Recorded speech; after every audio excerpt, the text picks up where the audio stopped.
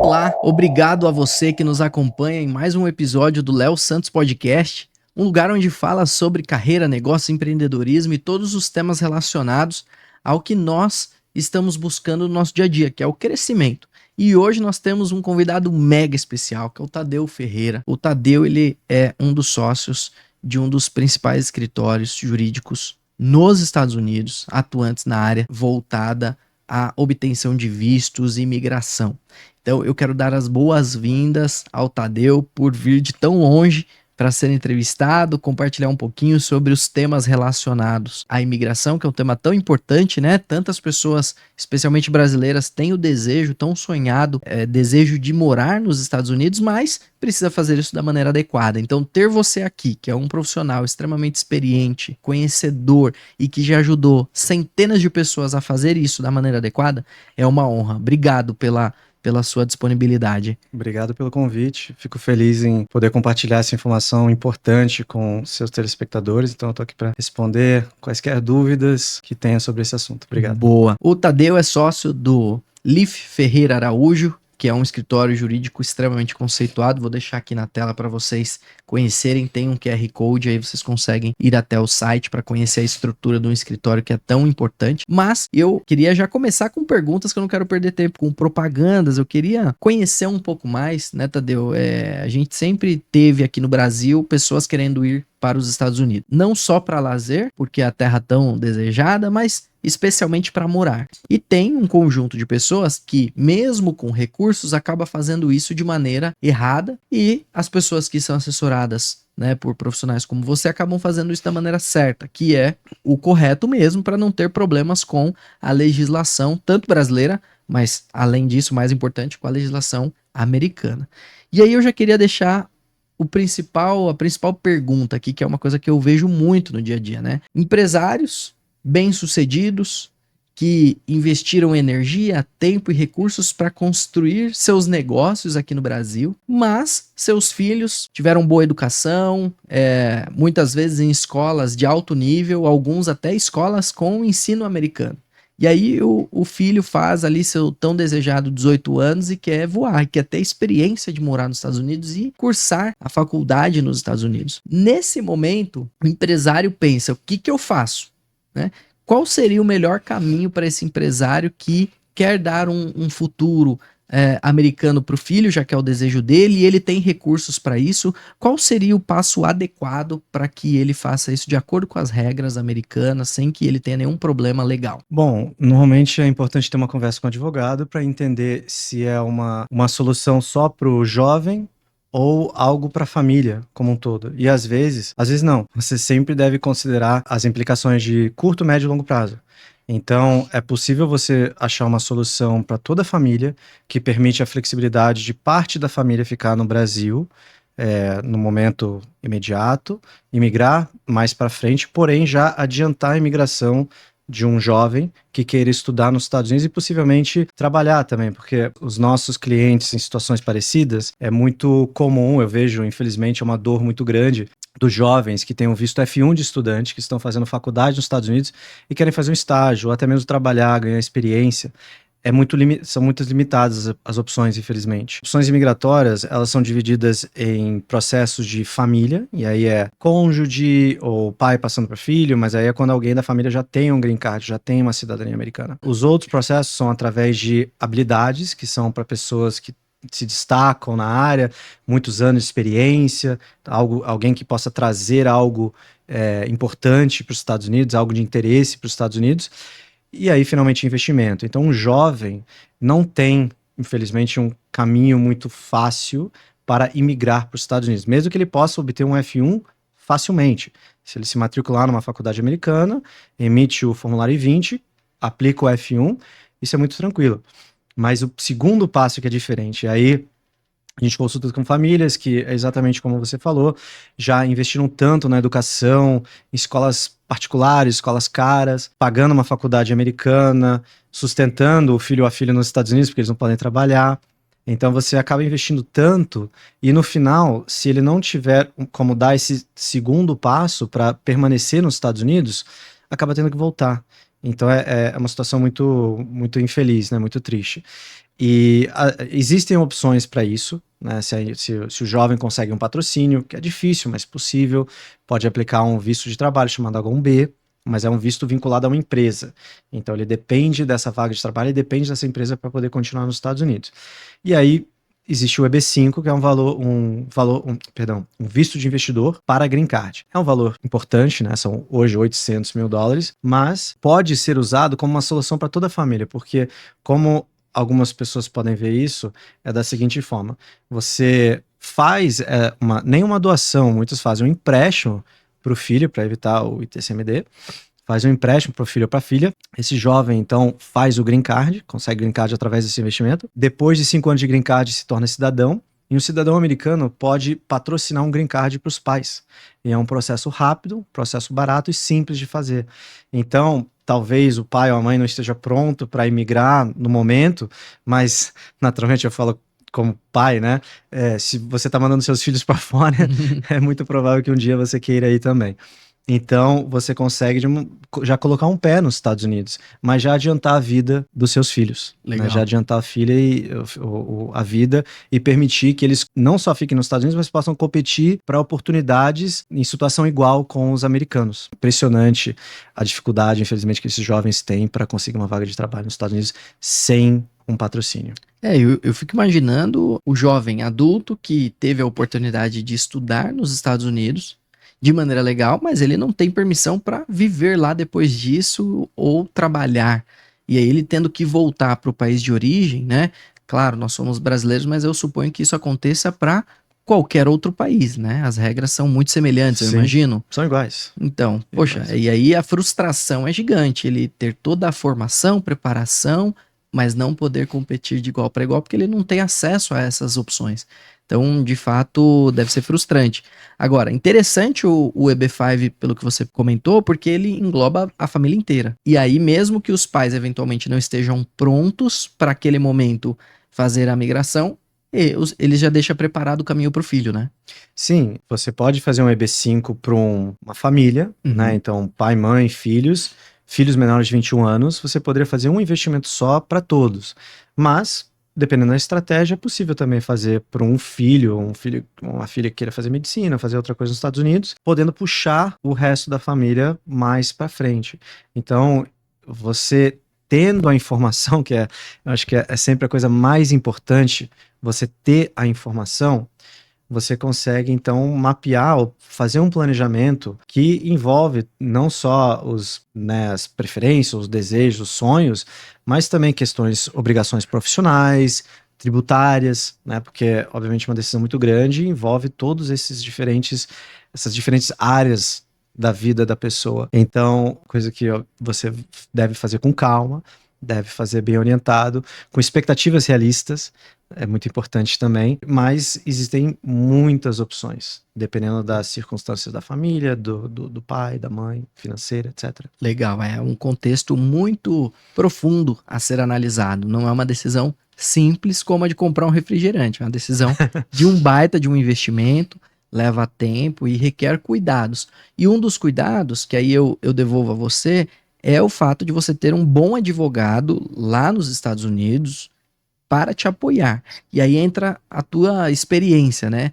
E aí eu coloco um tempero adicional. O quão importante é fazer todo esse processo com um advogado que, além da experiência, tem o conhecimento do idioma português. Porque nós sabemos que muitos empresários brasileiros, embora tenham recurso, talvez não tenha a fluência no idioma. E aí todo esse processo pode parecer muito complicado, e com certeza é. Então, quão importante é ter alguém capacitado igual a você e que domina o idioma português para facilitar essa comunicação? Eu acho importante, não só no idioma, mas também entender a cultura do país. Claro que o idioma é importante, então eu pego um documento, um contrato social, um IR, já sei ler, né? Obviamente facilita muito, tradução também muito mais simples. Porém, a questão cultural, o que motiva uma família a fazer isso no Brasil, eu acho que é importante também.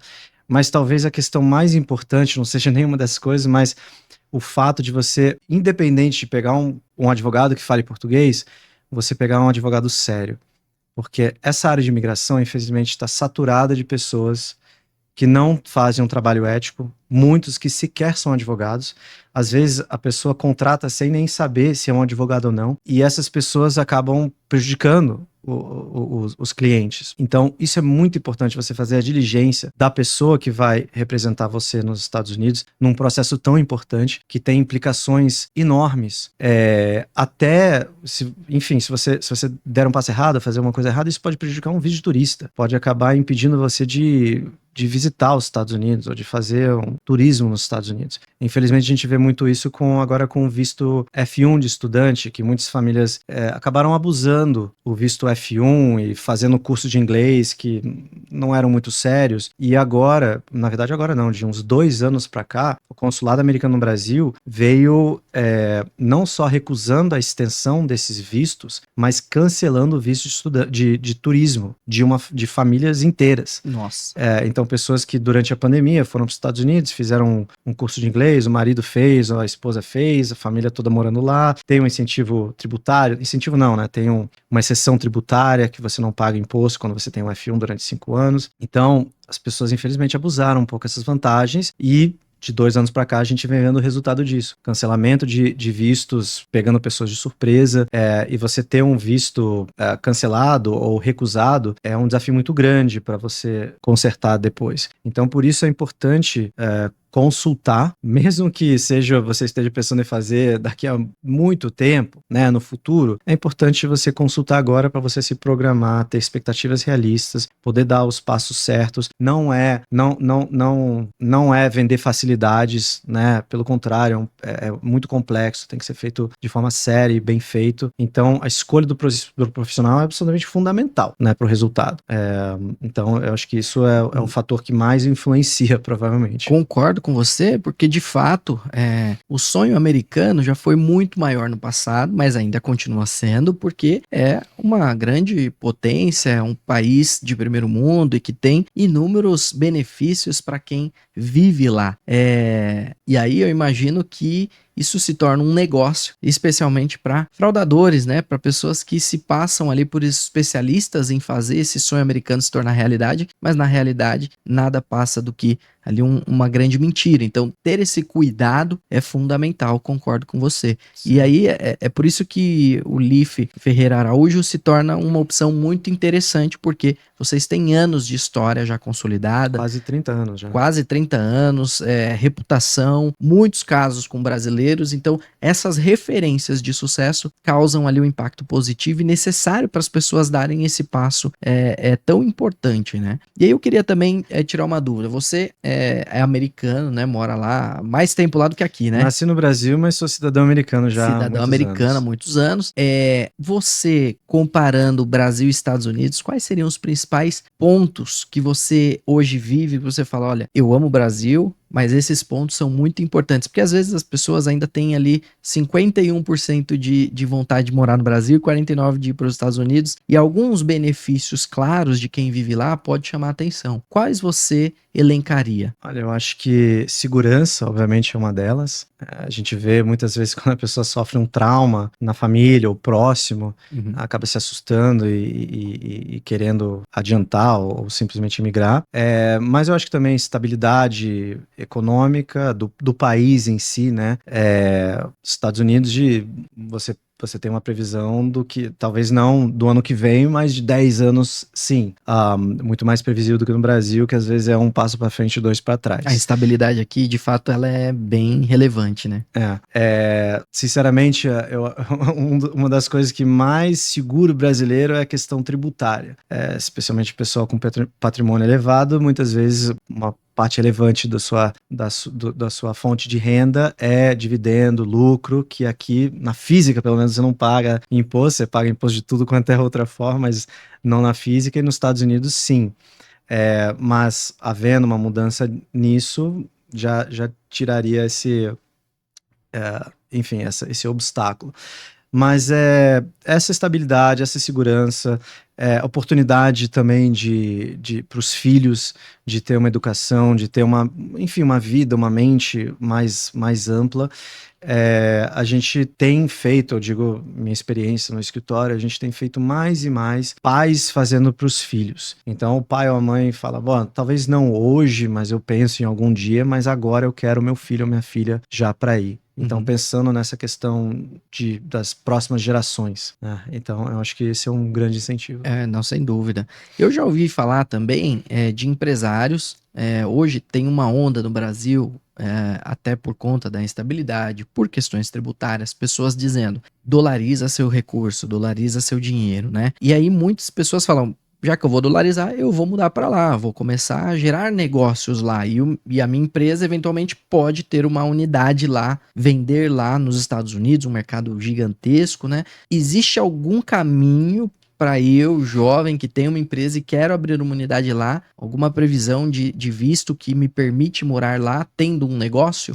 Sem dúvida, existem os vistos de negócio, porque você tem os vistos de trabalho temporário e você tem os processos de green card. Você pode aplicar para um, depois o outro, aplicar os dois ao mesmo tempo.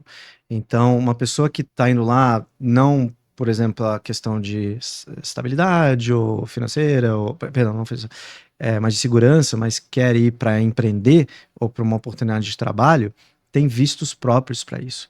Então, uma companhia americana, e aí, no caso, uma companhia que o próprio estabelece nos Estados Unidos, ou forma nos Estados Unidos, pode servir de patrocinador para um visto. E aí existem vistos de trabalho, como o L1, por exemplo, que é a transferência de um executivo de uma unidade para outra. Então, se eu sou empreendedor, tenho uma empresa no Brasil e quero ter uma filial, uma operação nos Estados Unidos, eu posso criar essa LLC, essa corporation, e me transferir para os Estados Unidos, ou transferir um executivo, quem quiser, para desenvolver essa operação nos Estados Unidos. E essas categorias, eventualmente, permitem também uma imigração permanente, que é o Green Card.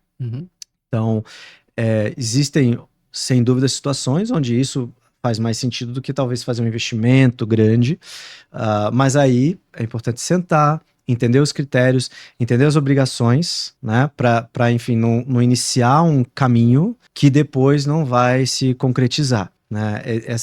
Com os meus clientes, essa é talvez a minha maior preocupação é você fazer um processo, a pessoa já começar a morar nos Estados Unidos e depois, por algum, né, ter calculado alguma coisa errada, a pessoa não conseguir estender um visto de trabalho ou não conseguir um green card e ter que voltar com a família. Então, esse é sempre a coisa que a gente mais quer evitar.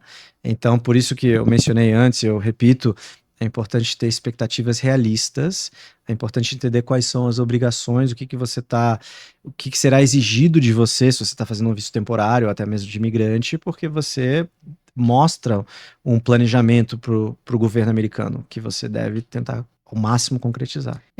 Tadeu, até colocando na mesa o fato de que o povo americano, de forma geral, ele tem uma preparação cultural diferente do brasileiro, né? As leis americanas são diferentes, até mesmo a forma de aplicação. Então, o planejamento faz parte, né? Se o brasileiro quiser fazer a imigração de uma maneira brasileira, vai dar errado. Então você já começa ali o primeiro step, se é o seu desejo morar nos Estados Unidos, já começa o primeiro step se planejando corretamente com o apoio de quem sabe quais são os caminhos. É esse o pensamento que a pessoa tem que ter, correto? Sem dúvida. Consertar é muito mais difícil. Nos Estados Unidos, é uma mentalidade assim de, olha, a gente vai conferir essa informação, vai validar, vai fazer a diligência, mas acreditamos na boa-fé da pessoa que está aplicando.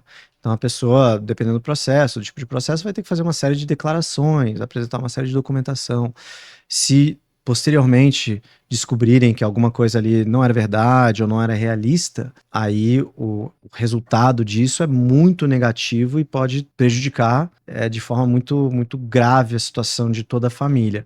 Então é uma questão de boa fé. Eles vão dar essa corda, né, de uma certa forma, vão dar essa corda, mas se você depois mostrar que, enfim, quebrou essa confiança, exatamente. Aí a lei vai ser aplicada. É severa. E aí, às vezes o sonho americano, mesmo com recursos, com condições, se torna uma impossibilidade porque tomou caminhos incorretos, né? E Exatamente. E não importa o recurso. não importa o recurso, né? Porque eu já ouvi falar de pessoas brasileiras com bastante recurso que fez esse processo incorretamente e foi pego pelo sistema americano e não Sim. pode voltar lá. E aí até mesmo o passeio da tão desejada Disney fica impossibilitada, né? Sim, sim. Lá não, infelizmente não tem muita exceção, né? A regra e é aplicada igual para todos. Isso é interessante, porque a gente tem o costume de dizer o jeitinho brasileiro, né? Eu acredito que, de forma geral, o brasileiro é um povo honesto, um povo correto, mas os pequenos casos de erro, de corrupção, né, traz uma tristeza e uma notoriedade para a sociedade como um todo. Mas não adianta pensar que nos Estados Unidos tem jeitinho, né? Se você quiser fazer um jeitinho num processo tão importante desse, pode dar errado e comprometer aí uma vida, né? E a gente só tem uma vida para viver, então não podemos errar. Agora, dentro desse contexto de opções de visto, você mencionou que eu posso adotar um e, ao mesmo tempo, aplicar para um outro. Então, por exemplo, eu vou aplicar para o de trabalho temporário, mas também para um futuro green card. Eu posso optar por dois, três ali ao mesmo tempo, é isso? Sim, contanto que você não esteja aplicando o mesmo benefício ao mesmo tempo, você pode ter uma solução de curto e longo prazo. Interessante. Os processos de green card normalmente demoram, né? Porque tem toda uma diligência sobre não só a qualificação da pessoa, mas também a diligência sobre a pessoa e sobre a família que vai migrar, questão de segurança nacional, etc, etc. Especialmente agora, com essa nova administração, isso vai ser pior ainda. Uhum. Então, é um processo que normalmente leva tempo. Portanto, para uma pessoa que talvez queira empreender ou queira trabalhar, a gente pode buscar uma solução mais imediata, que seria um visto de trabalho, que dependendo do visto pode ser aprovado por 1 ano, 3 anos, e já, talvez em seguida, ou até mesmo em paralelo, aplicar um processo de green card, que aí vai ser uma solução mais permanente também, porque um é temporário e o outro é permanente. Então você pode fazer isso, em alguns casos é até recomendado, então é parte da estratégia, dependendo do caso. Legal. Mencionando a administração atual, que você fez um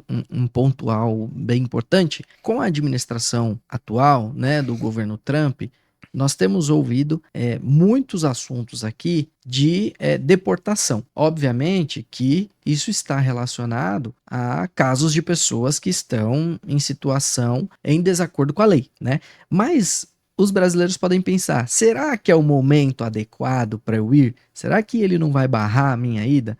Mas ao mesmo tempo, ele anunciou, por exemplo, o Gold Visa, esse é o nome? Gold Visa, Gold Visa. Então, na mesma via que vai um posicionamento de não queremos pessoas ilegais, tem um posicionamento dizendo eu quero pessoas que venham agregar ao meu país. Qual a visão que a gente pode ter com relação a esse ponto para dar um próximo passo nesse sonho? Bom, eu acho que a mensagem, a política do governo é: nós queremos pessoas qualificadas, pessoas que vêm levantar o país. Eles estão sendo muito severos, até porque a gente tem que reconhecer, ficou totalmente fora de controle a situação imigratória nos Estados Unidos. Claro que tem pessoas que falam um número, outro número, mas foram milhões de pessoas que entraram de forma irregular nos Estados Unidos. Uhum. E isso pesou muito nas eleições, então acabou que é um mandato, como ele diz, muito importante do governo, e eles têm focado nisso. Agora, o meu trabalho, que eu não trabalho com asilo, com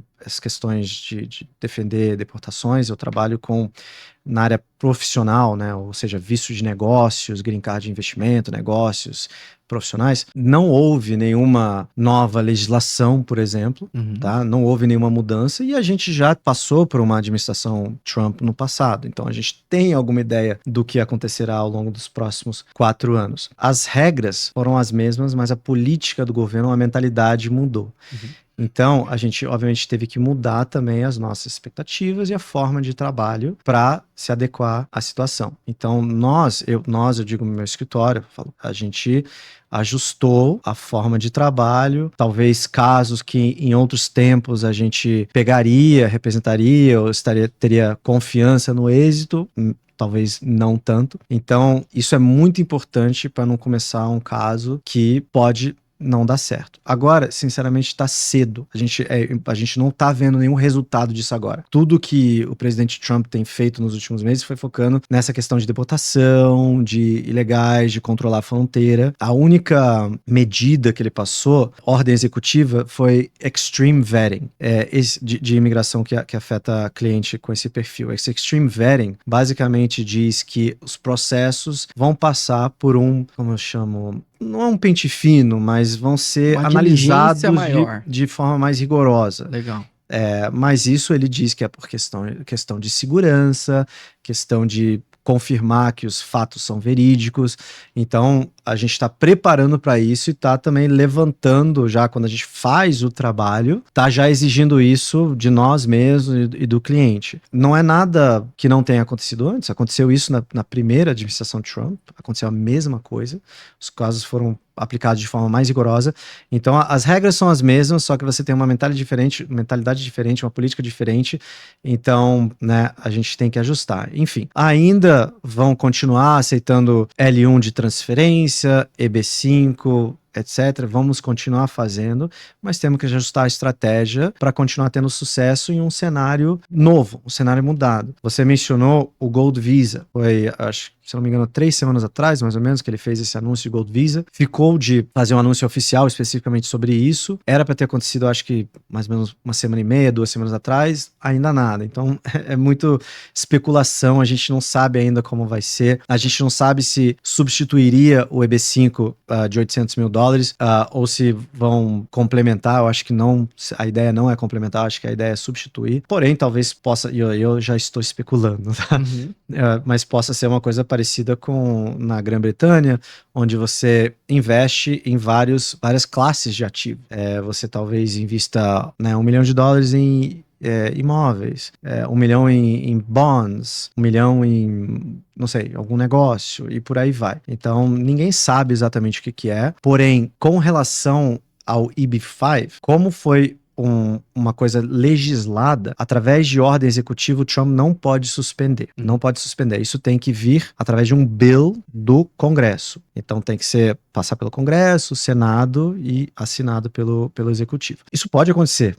Como você sabe, ele tem a maioria no Congresso, no Senado e na Suprema Corte. Ele tem força. Tem força. E ele consegue o que ele quer. Mas é uma coisa que não vai acontecer de um dia para o outro, porque tem que ter uma proposta de lei, vai ter que ser votado. Então a gente vai ver quando estiver próximo de acontecer. Mas para aquelas pessoas que estão pensando em fazer EB5, não tem por que esperar. E a gente já tenho visto a demanda aumentar muito. Uhum. A quantidade de EB5 que eu tenho feito nas últimas semanas é atípico. Bastante alto. A demanda tá muito alta porque as pessoas estão preocupadas. É uma diferença muito grande, 800 para 5 milhões. Sim. Especialmente com o câmbio, né? Então, acho que para aquelas pessoas que já estão decididas, não espere, faça o quanto antes para depois, né, se tiver um problema de câmbio, um problema de mandar o dinheiro para fora, alguma coisa assim, dificulta. E aí pode perder essa janela. Sem dúvida. O câmbio ele tá muito elevado, né, de fato. Tá sempre elevado, né? Tá sempre elevado, mas agora tá um pouquinho mais puxado. E sair de uma situação em que você vai investir em torno de $800 mil, né, para $5 milhões, 5 vezes mais.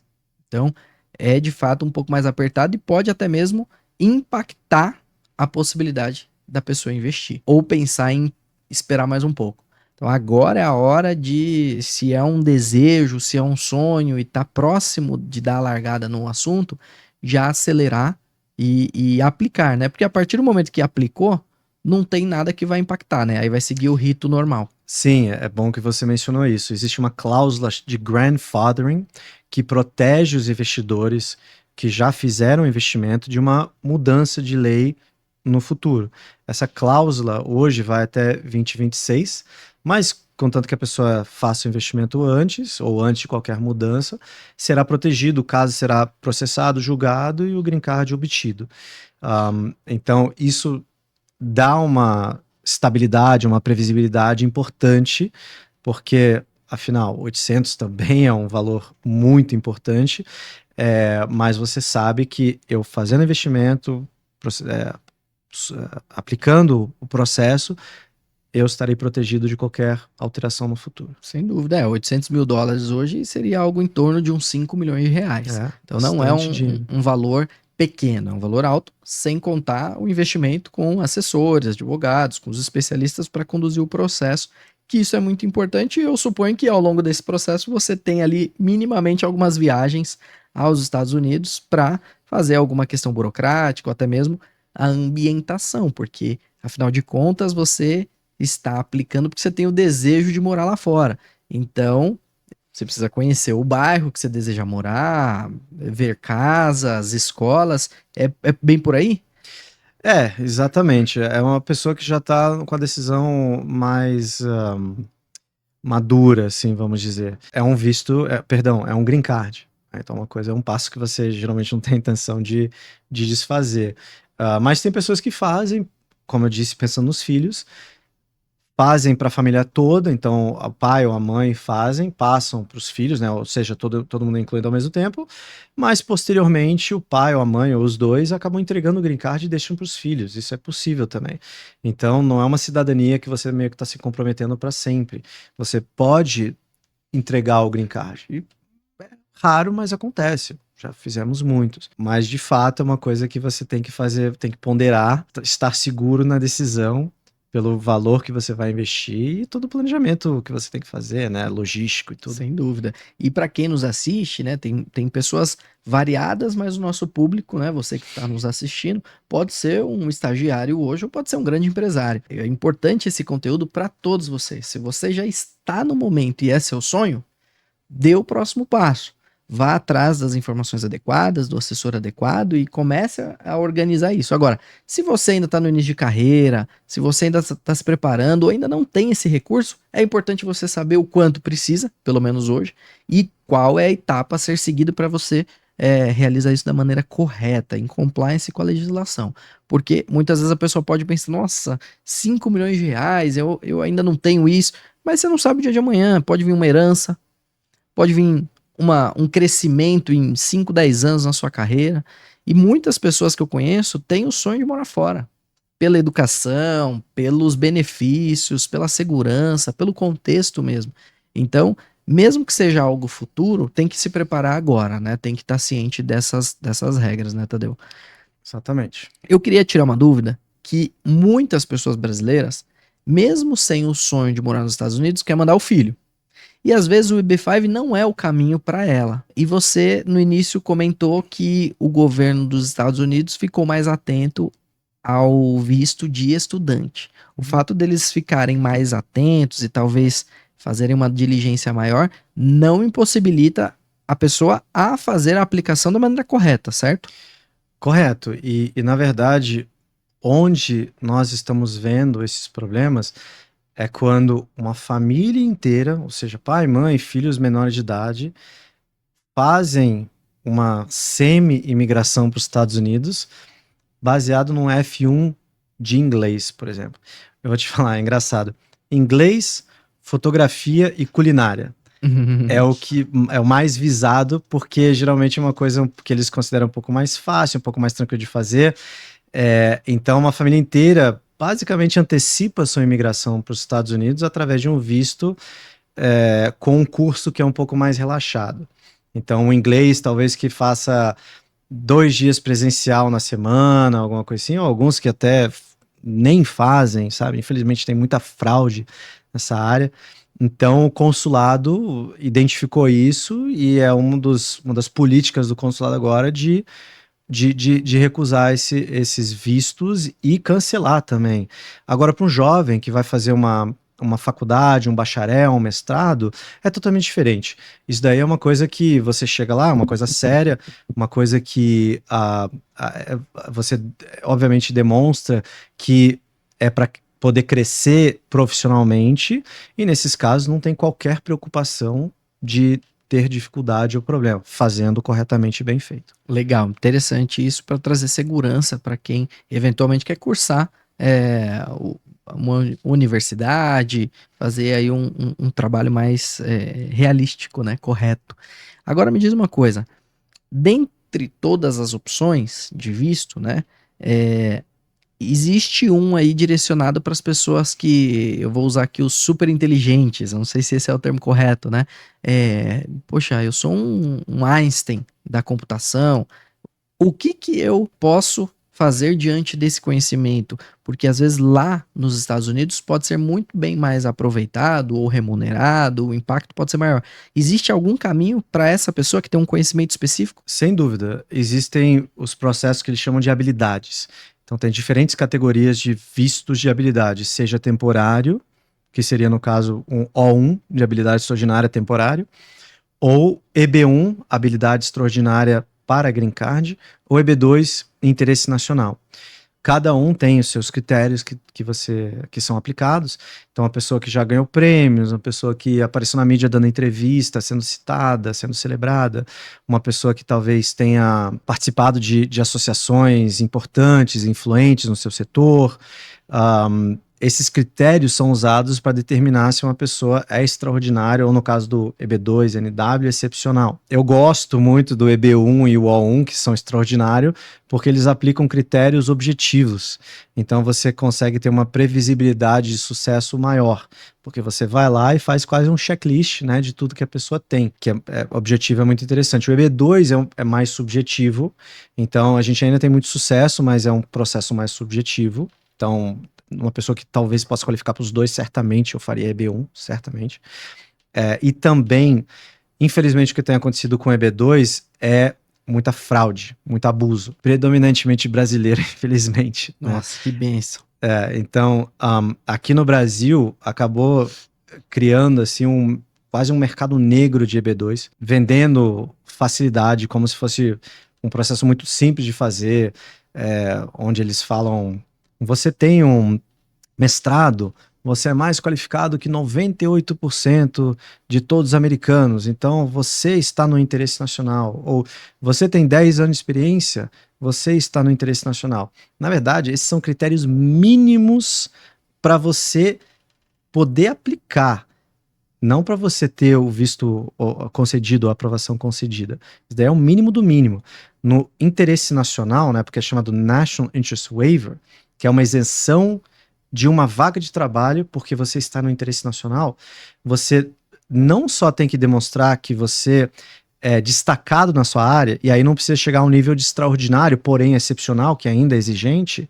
Não só você mostra suas qualificações e seu destaque profissional, mas você mostra também que você vai para os Estados Unidos para executar um plano, um projeto que é de interesse nacional. Uhum. Uma coisa que tem o potencial, por exemplo, de criar empregos, e aí não são 10 empregos, são centenas de empregos, que você tem o potencial de trazer recursos para os Estados Unidos, e aí é expressivo, são milhões ou bilhões de dólares de receita ou de investimentos brasileiros nos Estados Unidos, que você tem alguma coisa, por exemplo, que tem potencial de inovações na área médica, na área de negócio, ou seja, uma coisa diferenciada.